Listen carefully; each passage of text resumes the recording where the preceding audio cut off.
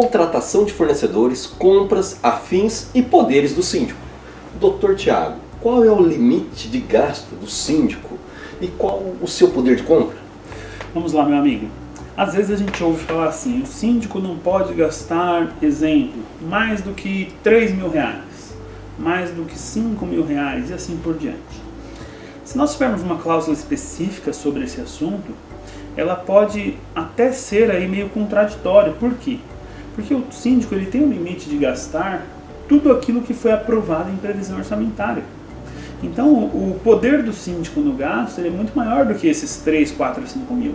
Se nós estivermos falando de um condomínio em que a aprovação da previsão orçamentária ela chega lá a, exemplo, 150 mil mensais, a autorização dele é para gastar exatamente 150 mil mensais.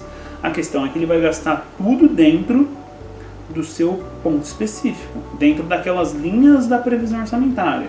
Então eu tenho, por exemplo, 90 mil para pagar de empresa terceirizada. Ele não precisa pedir autorização. Já foi autorizado no ato da Assembleia Geral Ordinária de Previsão Orçamentária. E assim por diante. A contratação, todas as partes relacionadas às contas de consumo e assim por diante. Então não existe assim um limite previsto. O limite é o da própria previsão orçamentária. Alguns condomínios, ou convenções, ou próprias assembleias, elas estipulam um valor. Esse valor de 2 mil, 3 mil reais, 5 e assim por diante, ali eles costumam dizer o que pode ser gasto fora daquilo que está previsto, ou seja, fora do orçamento. Aí sim existe uma razão de ser dessa cláusula. Doutor, o síndico pode comprar ou contratar um novo fornecedor sem antes falar com o conselho ou passar por uma assembleia? Vamos lá, é também muito delicada essa questão. Aí envolve um pouco da gestão do síndico. Existem síndicos que ele fazem uma gestão muito mais compartilhada.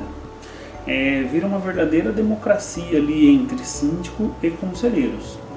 Os síndicos, normalmente os externos, eles costumam fazer mais isso porque existe um conselho de moradores, um subsíndico morador, que querem ali ter um certo cuidado, uma certa, vamos dizer assim, relação de dependência com todo tipo de gasto.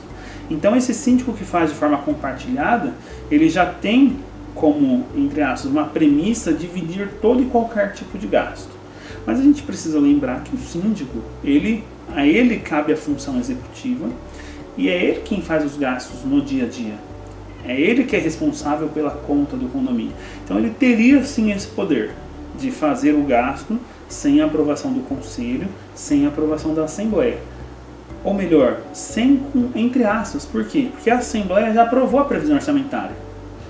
Se a Assembleia aprovou a previsão orçamentária, ele já tem essa liberdade de gasto.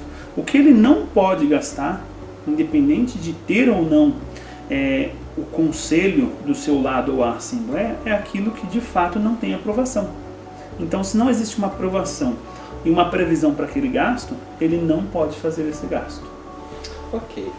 E se não houver acordo, ou de repente, se não houver autorização? O síndico, ele pode efetuar mesmo assim a compra ou contratar sem essa autorização do conselho? Dependendo do caso, sim. Vamos imaginar que nós estejamos falando de uma obra que ela é necessária para o condomínio, ou mais que isso, uma manutenção que ela é importante para a segurança do condomínio. Então vamos falar que vamos dar aqui o exemplo de recarregar os extintores, que é uma das obrigações do síndico. E aí em reunião com o conselho, os conselheiros entendem que não é necessário recarregar os extintores.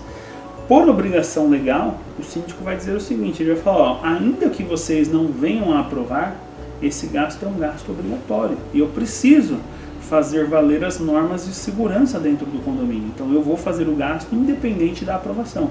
A mesma coisa vai acontecer, por exemplo, com o seguro obrigatório do condomínio, que também vem com uma obrigação legal. Então, nessas despesas que elas são obrigatórias para envolver a segurança, não há ali nenhum tipo de acordo. Agora, em outras despesas, quando o síndico resolve deixar os condôminos, ou melhor, os conselheiros decidirem, ele resolve dividir o seu poder de mando, é muito aconselhável que ele receba a ordem do conselho, entre aspas, e proceda de acordo com o que o conselho fez. Porque se eu abrir um poder que era meu e dividir com o conselho, se o conselho veio com uma resposta e se o colegiado decidiu por algo, ir pela linha A não tem por que eu ir pela linha B. Interessante. Dr. Thiago, obrigado mais uma vez e até a próxima. Eu que agradeço, meu amigo. Grande abraço.